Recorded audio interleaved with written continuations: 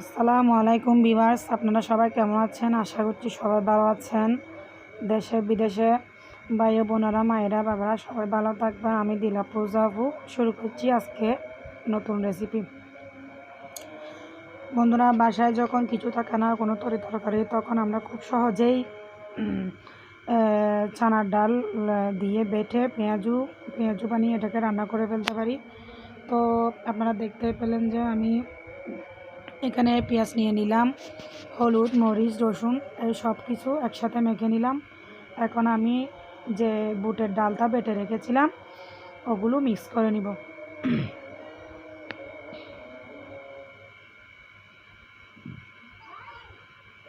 আপনারা দেখতে পাচ্ছেন আমি ওগুলো সুন্দর করে একটু মিক্স করে নিচ্ছি।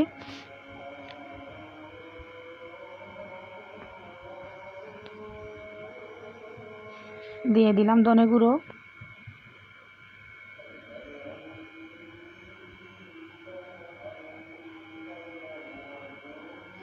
হলুদ গুঁড়ো,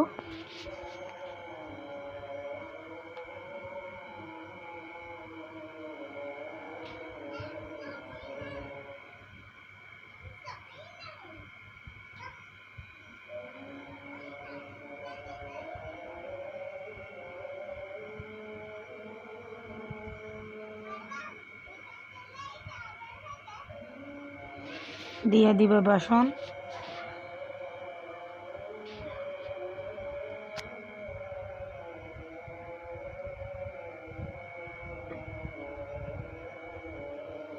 বেসন দিয়ে আমি আবারও মেখে নিব।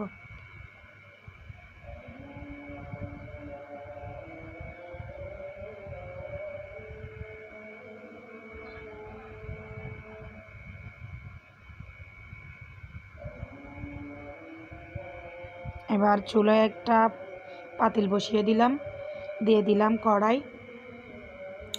তেলটা গরম হয়ে এলো, তারপর আমি একে একে পেঁয়াজগুলো দিয়ে দিলাম।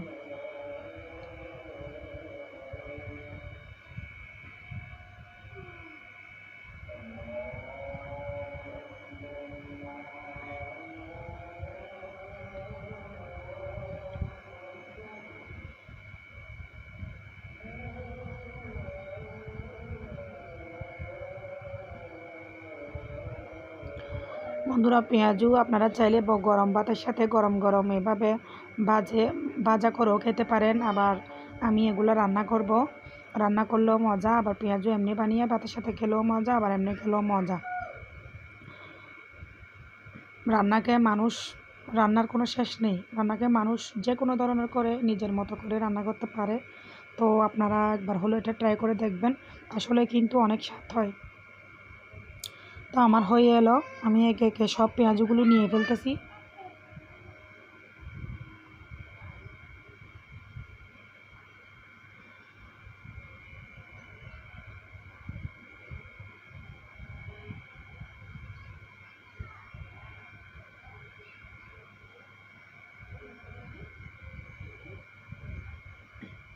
যে আমার সব পেঁয়াজগুলো ভাজা হয়ে গেছে।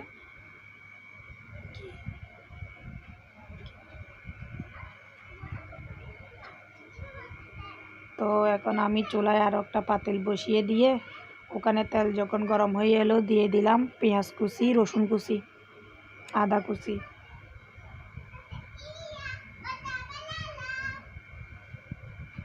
এগুলো পেঁয়াজের হালকা জুস দিয়ে দিলাম। এগুলো নেড়ে চেড়ে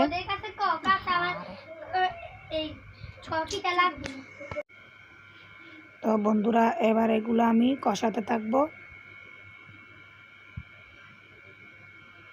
আবারও আমি দিয়ে দেব একটু হলুদ গুঁড়ো,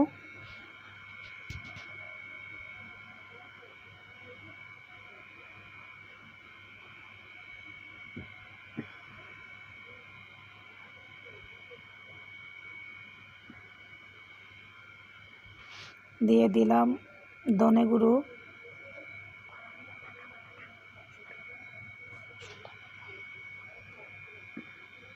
তারপর গোটা গরম মশলা দিয়ে দিব হালকা, দিয়ে দিলাম লবণ। এবার নেড়ে চেড়ে কষাতে থাকবো।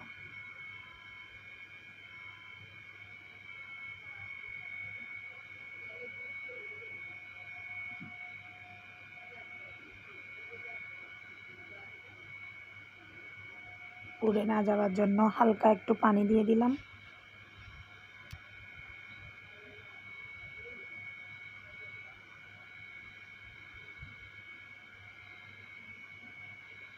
আমার কষানোটা হয়ে গেছে, এবার আমি একে একে পেঁয়াজগুলো দিয়ে দিব।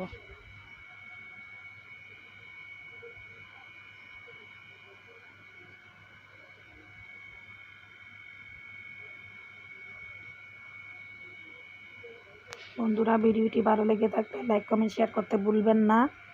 সাবস্ক্রাইব করে রাখবেন যাতে আমি কোনো নতুন রেসিপি দিলে আপনার কাছে নোটিফিকেশন পৌঁছে যায়।